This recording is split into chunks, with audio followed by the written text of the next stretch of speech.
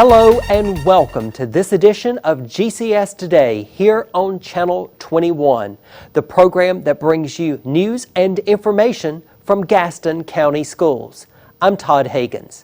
On today's edition, we talk about our new Gifted and Talented Academy. We meet the president of the North Carolina School Counselor Association, and we celebrate the 25th anniversary of the Gaston County Education Foundation. All of this on GCS Today. Joining me on GCS Today is Dr. Melissa Balknight. She is our Associate Superintendent for Academic Services. Thank you for being with us. Thank you. I'm glad to be here. We are talking about the new Gifted and Talented Academy at the new Pleasant Ridge Elementary School. And I say new a couple of times in there because it's a new program at a brand new school. Tell us a little bit about what is happening at Pleasant Ridge. We're very excited. 800 students will be housed at Pleasant Ridge for next school year. 200 of those students will be selected from throughout the county, and they'll be selected based on their academic ability. So 200 students will get to come to Pleasant Ridge in grades K through 4 because they have shown academic excellence in their grade level, and typically those students are 3 grade levels above to get to come to Pleasant Ridge for the program. And the title describes it accurately. It is for students who are gifted and talented. And so it will be a program that will offer a rigorous curriculum, more opportunities. Talk a little bit about what we're going to see with that program. So one of the things that we're going to utilize is something called the PADEA concept. So the students will do a lot of Socratic seminars, deeper questioning that they'll get to participate in with their teachers. They'll do a lot of project-based learning. When kids come into this program, they're typically 3 grade levels above. So they will go through the standard course of study that they'll need to be successful on end of grade testing, but they'll also have the opportunity to grow and advance and progress and meet, and the needs of the students will be met on where they are, and not to meet the needs of a variety of kids in a classroom. So we're very excited. So you're going to see problem solving, you're going to see a focus on critical thinking, you are going to see a higher level concentration on those core subject areas, and you're also going to see hands-on learning experiences combined with technology. That is correct, and you'll see that in these classrooms the teacher is definitely a facilitator of learning. The kids will drive the path to those enrichment activities, and we think that we'll see a lot of great innovative things come out of our classrooms as children are very gifted in their thinking and planning of items or activities. And it is for students who are currently elementary students in Gaston County schools, but it also is open to students outside of Gaston County schools, students who may be in charter schools or private schools or in home schools. They are encouraged to apply to be a part of this academy program as well. That is correct. We want the best and brightest to have this opportunity to participate, to be with other children that have that same academic giftedness, to come into the program. So we certainly will work with families to get them screened. If they are not in our school system now, they simply need to be a resident of Gaston County. And so there's an application process, there will be a screening process, evaluation process to meet those admission requirements, and then we will have a lottery that will determine the 200 students that will be a part of the Gifted and Talented Academy. That is correct, because we have a limit of 200 seats, 40 students per grade level. Okay, and it's a K-4 program. That is correct. Now, the Gifted and Talented Academy, it is our new magnet program. And we have seen that magnet programs have had a lot of interest and support over the past couple of years. Parents have said they wanted to see more school choice. Why do you think that is important for parents? Well, I'll talk about that, but it is a K-4 program. However, the 4th graders will remain and be our 5th graders, and those children will remain there until they leave to go to middle school. So once a parent's child gets into the program, they'll remain at Pleasant Ridge until they go to middle school. One of the things about parents wanting more choice, we know that because I've worked with Students Assignment for several years, and about 6,000 families a year apply for a transfer to a different school. We're a neighborhood school system, and they're telling us, our families, that they want something outside of their neighborhood school assignment, and so this is why we're continuing to grow our choice options for families. And we saw that last year with the Hawks Nest STEAM Academy that began last year. We had 1,600 applications for roughly 350 seats. That shows you the demand is there for school choice options. It is very much there. Parents, in fact, are asking, when are you going to bring more on? We are rigorously moving to bring more options to the community, getting feedback from the community about what interests you and your family, and growing those choice options. Now we have the two high school programs, the Highland School of Technology, we have the Gaston Early College High School. There's another program that's coming online this fall in August, and that is the Virtual Academy for middle school students. Let's talk just briefly about that. Okay, this is our first middle school magnet, and we're very excited about it. And typically a student that may attend a virtual academy may be a student that is a champion swimmer that can't accommodate or work within our regular school schedule, so this works for the family. They still get the good instruction from a certified teacher, core instruction, so when they're able to come back to a traditional middle school or high school, they're prepared. Sometimes for other students, this is just an easier transition for them into middle school. And so this will be an online learning program for grades 6 through 8. That's correct. And it will provide that flexibility for parents and for students. And again, this program is not just for Gaston County schools. Students outside private, charter, and homeschool students, they will be eligible to be a part of the Virtual Academy for middle schools. That is correct. Now, we have the application processes for these two magnet programs, the Gifted and Talented Academy, the Virtual Academy. Information is online, the Gaston County Schools website. The application is there, and more information about those programs. It's a very exciting time for our magnet programs. It is very exciting, and we know that we're meeting the needs of our community, as parents have been very receptive already about both of the programs. Dr. Melissa Balknight, our Associate Superintendent for Academic Services, thank you for being with us today on GCS Today. Thank you. The new president of the North Carolina School Counselor Association is from Gaston County. You will meet him in just a moment right here on GCS Today. Stay with us.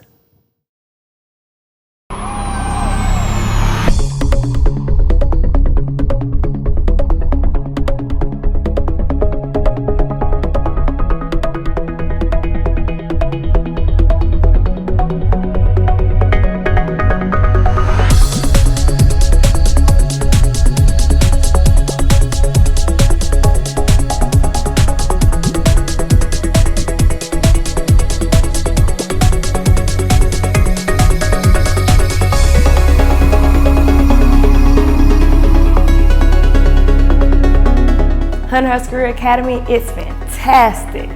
It's like being part of a family. It's just a great place to be, just great. You need to check it out.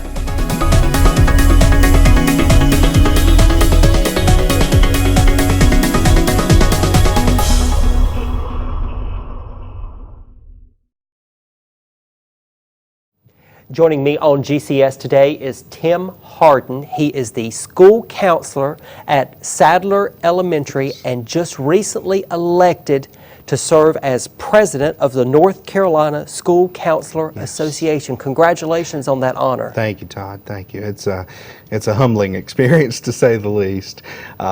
And as president of the association, I was elected in December, and will begin my term July 1, and it's a 3-year commitment.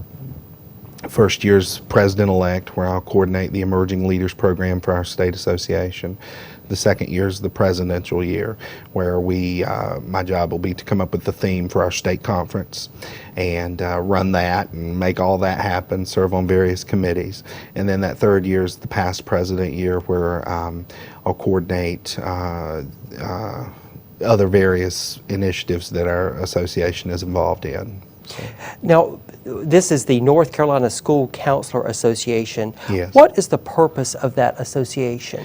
Our purpose is to promote the excellence of the profession of school counseling and the development of all students. And we do that by offering high-quality professional development to school counselors, ensuring that the best practices recommended by the American School Counselor Associations carried out here in North Carolina.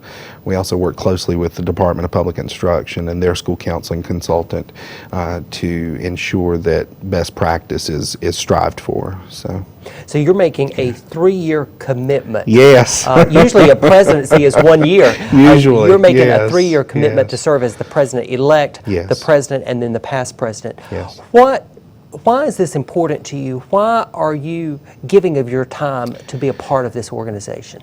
joining the profession of school counseling, I really love children and working with children and ensuring their success for the future.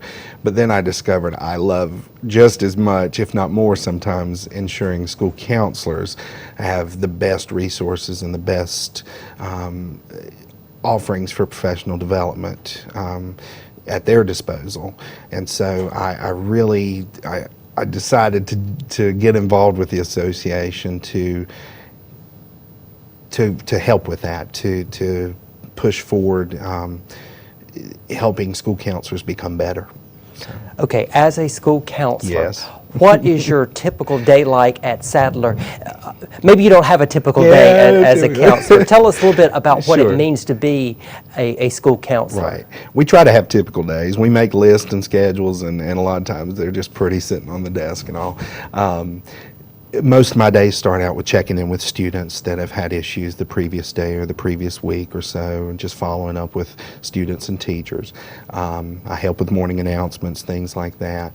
Then I get my day started really going, and may check in with some students who've been referred to me for various things.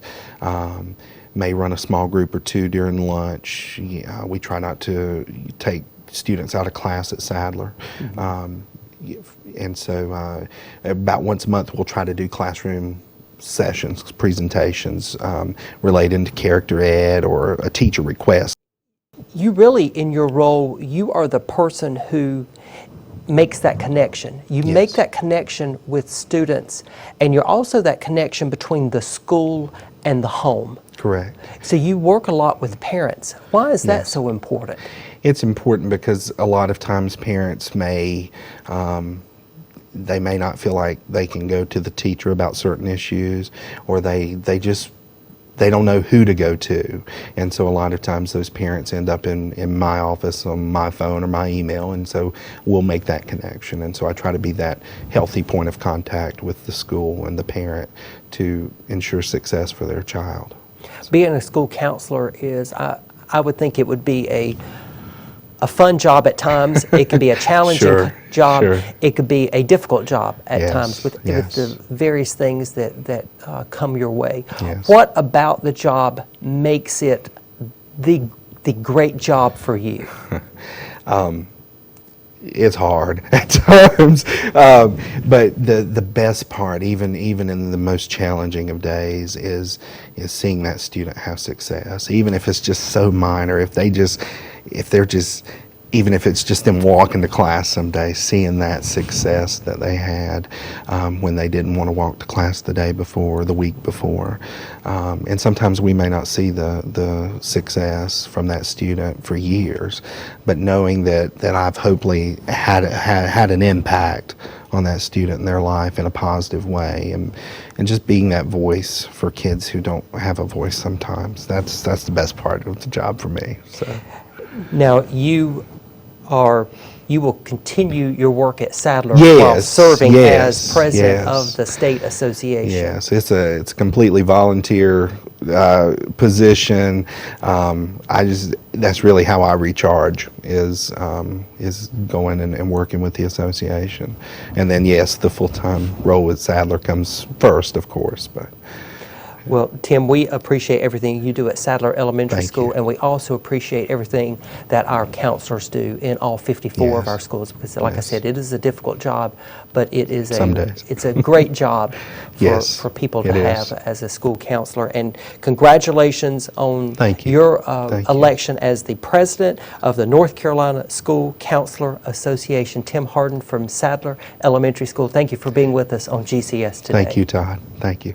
You are watching GCS Today here on Channel 21. We'll be right back.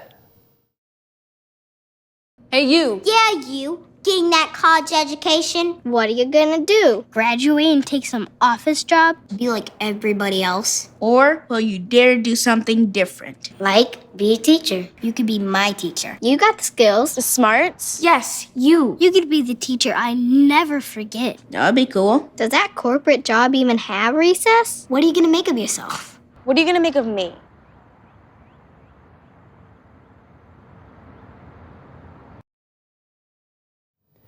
Joining me on GCS Today is Jenny Stultz. She is the Executive Director of the Gaston County Education Foundation, and people watching, they will recognize you as a former mayor of Gastonia.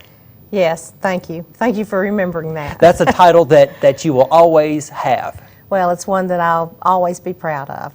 Okay, we are talking about the Gaston County Education Foundation. What is the foundation? The foundation is an organization, a freestanding nonprofit, 501c3, that was established in 1992 by some really involved community citizens who said, there are needs in the Gaston County schools that aren't met by the normal budget.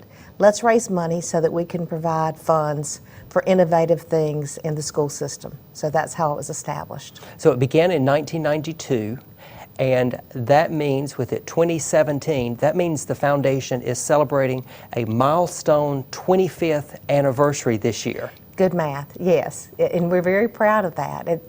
I've been with the foundation for 19 years. In fact, I'm the only official employee they had. So it's been remarkable to see that we have a 25-year history. It's great. So over the 25 years, there's been a lot of excitement with the Education Foundation and what the foundation has been able to do for our schools. Talk with us a little bit about some of the programs and the projects that you've been involved with through the foundation. When I became the employee of the foundation, I think before that it had been passed around to different administrative staff within the school system. And I was hired in 1998. At that point in time, we were working on grants, giving grants to classroom teachers. And as I look back at the history, I think the first grant that was offered to a teacher was for $150. So I think that's where we got started. At this point in time, we give $50,000 a year in classroom grants to teachers. So we've come a long way in that respect. And you're talking about the Ron L. Inslee grant program. Exactly. It funds innovative classroom projects and activities, and it helps our teachers a lot. So it's interesting that you mentioned that the first grant was $150. Teachers now can earn grants up to several $1,000s. Yes, they can. An individual teacher can apply for up to $750 for his or her classroom. And then a group of teachers that we call a professional learning community or grade level teachers can apply for up to $2,000 so they can do a group grant. And we've seen some magnificent things come from those grants. And so that grant program provides $50,000. That's money that goes right into our schools and into those classrooms to help the teachers and to enrich the learning opportunities for students. One event that is supportive of that is the Are You Smarter Than a Gaston County Fifth Grader program. It's a fundraiser, but it's an exciting program as well. Well, it was a transitional phase. It was interesting in the fact that it was around 2011, Angela Dole with Alan Tate was the chairman of our board. And she and I both discussed the fact that the Gaston County Education Foundation was doing some great things, but not a whole lot of people in the community knew about us. So we wanted to have a friend-raiser as well as a fundraiser. And so we brainstormed and thought, what could we do to bring a lot of people together and have some fun and raise some money? And so we sort of thought it was going to be one big flash and that was going to be over, but it started an overwhelming exciting event that we have just held our 7th event. And we have 5th graders that are partnered up with corporations, and our corporations pay $1,000 to participate and dress up in crazy costumes and be coached by 5th graders. And we in turn this year made around $32,000 that will go directly to our grants. It's a great program. Of course, it's based on the TV game show, Are You Smarter Than a Fifth Grader? Well, with a little twist. With some twist and a lot more excitement. That's true. And I love how you describe that. It is a fundraiser, but also a friend raiser. It's a great program. Any good nonprofit will spend time raising friends too. And I think it's really important when parents and grandparents and raving fans come to see a 5th grader, participate. So I think we're completing both tasks when we do that. Now, the 25th anniversary, that is going on this year. Yes. There is a lot of excitement surrounded that. Another milestone that has taken place this year is you are retiring as the executive director of the foundation. As you look back on your time, what will What does it mean to you to have been involved with the foundation and to have a direct influence on the success of our schools? Well, I've always been extremely involved in schools through my daughter's activities and chairman of PTA and those types of things, and I'm a product of Gaston County Schools. But having this opportunity, I was hired as the very first employee. The foundation had been handled within the administrative system of Gaston County Schools, and then they decided to hire someone in 1998, and I was the lucky person. And so seeing that happen in 1998 and knowing the directive of the board where they said, we want to raise more money, we want to get more involvement, we want to be more involved in the schools, we want to have more visibility in the community. You know, I've had a very strong board of directors throughout the time that I've been involved. And seeing that excites me because I've had so many people that have believed in this foundation and so many teachers that have been touched by the grants that they've received. So we have a rallying cry of groups of people who really believe in what we're doing. I was looking through the records this week of our whole history, and I pulled out the file for the very first organizational meeting. And I looked at the board of directors at that time. Bill Keith, who is now deceased, was the chairman. Mildred Sadler was the vice chair. And so as I looked through the folks that had started this organization, it made me specifically proud that there have consistently been people who believed in this. So that's been one proud thing that I've seen throughout my tenure. Being able to name the grants for Ron Inslee was a great thing. In fact, he was so involved in our board and was chairman for so long and raised so much money by just going out with Dr. Sadler, and they went door to door and knocked on doors and met with corporate executives to raise the corpus that's in our community fund now. That's exciting. The fact that funds from the Education Foundation were filtered from private contributions and corporate contributions to build the Highland School of Technology is an exciting thing. In fact, I can remember specifically one day going to the mailbox here at Gaston County Schools, opening an envelope, and it was a check for $1 million. And I held that check and I thought, oh my gosh. And it was for Highland School of Technology. It was from the Department of Public Instruction. And so I ran to the bank. My chairman was in China. My vice chairman was in India. And so I went to the bank and I said, put it in here. Do something with it. So those are the kinds of exciting things that have happened through the foundation that I've been able to participate in. And then as I look to retire, this is our 25th year. We're still true to our mission. We're still doing the good things that we started out doing, but we're doing it at a higher level. Our grants are $50,000 a year now versus the $150 first check that we wrote. And we've gone through a succession plan where our board hired Amy Spencer, who is a wonderful, energetic person who has a great sphere of influence in the community. And they have allowed her to work along with me side by side for the entire year. So we had a perfect succession plan so that when I walk away, she will have operated for the entire year. And then I guess the most exciting thing, and I guess it's a wonderful way to walk away, is that as of this year and as of June, when we distribute our grants, we will have awarded $1 million in grants and scholarships and contributions back to the community. So there couldn't be a better way to walk away. Well, we want to thank you for everything that you've done for the Education Foundation and for always being a champion for our schools and for our community. And we wish you well in retirement. We hope that you're not going off to a tropical island. We hope you'll still be here and still be involved and still be a part of our community. Oh, I'll still be a volunteer. In fact, I told Amy, we were sitting at the desk the other day talking about Are You Smarter? And then about all the grants. And she said, what am I going to do? And I said, you call me, I'll be your volunteer. And somebody said, well, what are you going to do when you retire? And I said, well, I think I've decided that I'm going to quit working for pay so that I can do a lot more things for free. So it's just one of those quirks that I have, but I'm looking forward to it. Jenny Stoltz, the Executive Director of the Gaston County Education Foundation, Congratulations on your retirement. Thank you for all that you've done for us, and we appreciate you being with us today here on GCS Today. It's been my pleasure. Thank you, Todd. Thank you for watching GCS Today here on Channel 21. Stay tuned for the latest news and information. We look forward to seeing you next time.